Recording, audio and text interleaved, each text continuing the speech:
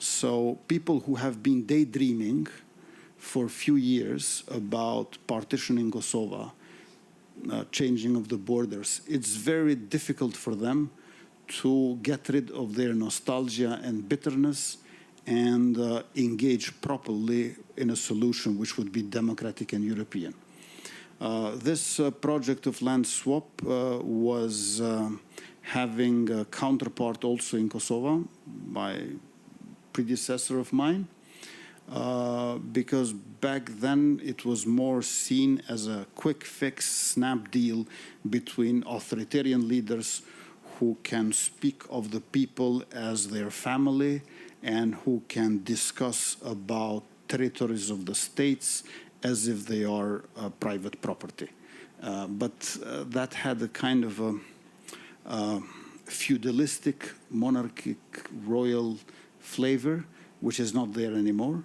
But again, I must admit that in spite of projects failing, idea is still there, but without any probability to come alive. So faster we normalize relations with de jure and de facto recognition. In case of Kosovo, Serbia recognizes us de facto on so many aspects, but not de jure. Yeah. So we need de jure and de facto to be together all over the region, and at the same time, a certain symmetry of minority rights.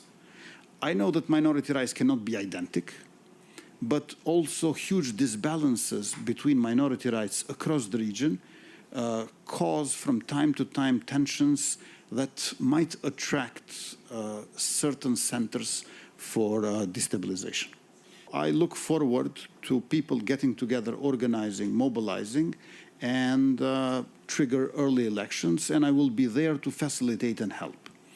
I understand that the turnout was very low in April this year, but however, these mayors that are at their offices are the only legitimate ones.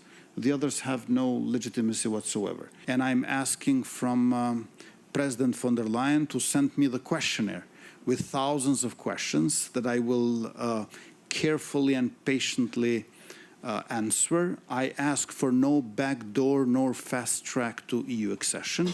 But once we get visa liberalization, the visa regime gets lifted, I hope and believe that next year we can get candidate status and finally show with our work how committed and dedicated we are for EU membership. We have no alternative. Europe is our continent. EU is our destiny. I think that on one hand, they would like to see partitioning of Kosovo. They would like territorial compensation for their wrongdoings. But it is not possible. On the other hand, we are witnessing destabilization attempts in a rotative manner in Bosnia and Herzegovina, Montenegro, and Kosovo, neighbors of Serbia. Sometimes in last years also in North Macedonia. So the neighbors of Serbia, as long as they are not part of EU, are not safe from Serbia.